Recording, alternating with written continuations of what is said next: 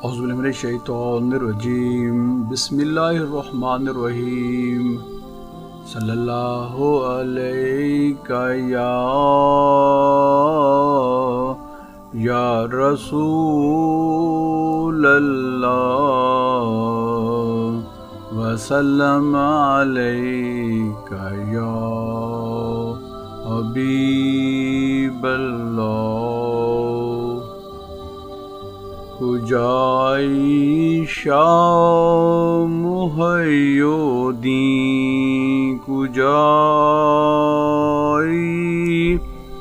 چرا در مردم چشمم نیایی، تو مخمور شراب کبریائی،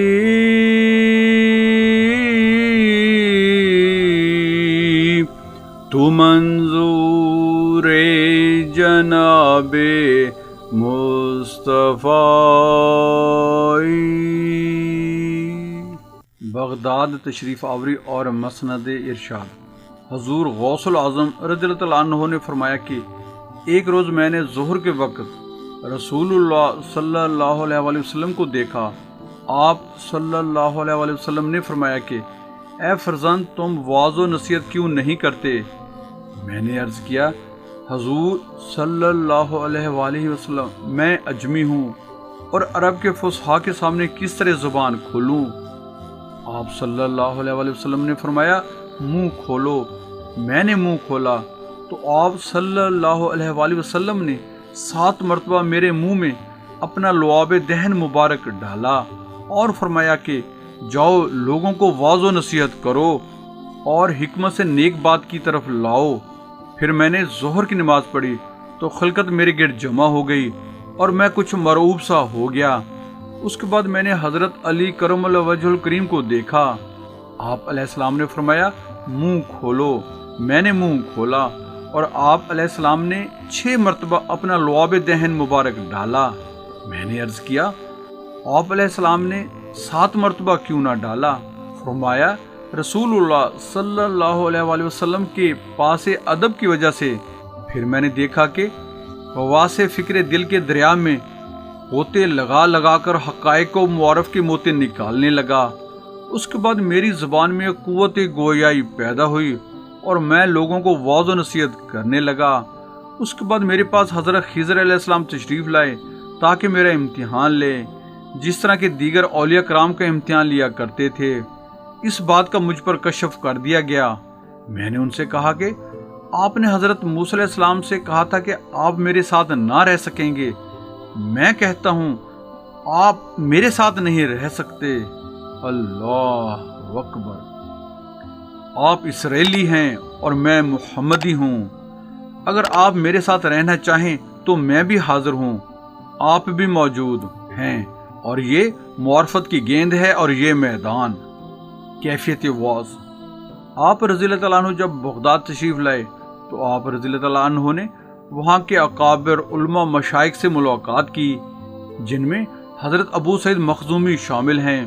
انہوں نے اپنا مدرسہ جو بغداد کے محلے باب العزج میں واقع تھا آپ کو تفویض کر دیا، تو آپ رضی اللہ تعالیٰ عنہ نے اس میں نہایت فصاحت و بلاغت سے وعظ و نصیحت فرمانا شروع کر دیا، جس سے بغداد کے علاوہ قرب و جوار سے لوگ جوک در جوک آنے لگے اور آپ رضی اللہ تعالیٰ عنہ کی شہرت کا دور دور تک چرچا ہو گیا۔ آپ رضی اللہ تعالیٰ عنہ کی مجلس واعظ میں اس کثرت سے لوگ آنے لگے کہ ان کے لیے جگہ ناکافی ہو گئی، لہٰذا بہت سے مکانوں کو شامل کر کے مدرسے کی توسیع کر دی گئی۔ یہ مدرسہ ایک وسیع عمارت کی صورت بن کر تیار ہو گیا اور آپ رضی اللہ تعالیٰ عنہ کی مجلس میں حاضر ہونے والے لوگوں کی تعداد میں اضافہ ہوتا رہا، یہاں تک کہ بعض اوقات تعداد 70,000 سے تجاوز کر جاتی۔ اللہ اکبر۔ آپ رضی اللہ تعالیٰ عنہ کے مواعظ حسنہ کو قلم بند کرنے کے لیے ہر مجلس میں 400 علماء قلم دوات لے کر بیٹھتے اور جو کچھ سنتے اس کو لکھتے رہتے، اور آپ رضی اللہ تعالیٰ عنہ کے صاحبزادے حضرت عبد الرزاق رحمۃ اللہ علیہ موازنہ فرما کر نسخے کی تکمیل فرماتے۔ آپ رضی اللہ تعالیٰ عنہ کا واعظ مبارک حکم و دانش کے سمندر کی مانند ہوتا اور اس میں آپ رضی اللہ تعالیٰ عنہ کی روحانیت کو دخل ہوتا، جس کی تاثیر سے لوگوں پر وجد کی کیفیت طاری ہوتی۔ بعض لوگ جوش عشق الہی میں آ کر اپنے کپڑے پھاڑ لیتے، بعض بے ہوش ہو جاتے اور بعض واصل بحق ہو جاتے۔ اللہ اکبر۔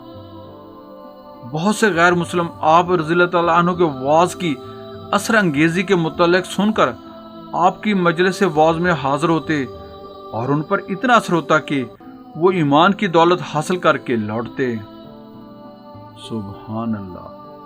دعا ہے اللہ تعالیٰ ہمیں حضور غوث العظم رضی اللہ تعالیٰ عنہ کے مقام و مرتبے کو سمجھنے کی توفیق نصیب فرمائے اور آپ رضی اللہ تعالیٰ عنہ کے ظاہری و باطنی فیض سے مالا مال فرمائے، آمین۔ بہن اور بھائیوں، ایک لاویبل ریکویسٹ ہے کہ ہمارے چینل کو سبسکرائب کر کے بیل آئیکن پر کلک کر لیں، آل کو چیک ان کر لیں، ہماری ویڈیوز کو اپنے حلقہ احباب میں شیئر کریں۔ دعاؤں کی درخواست ہے۔ جزاک اللہ۔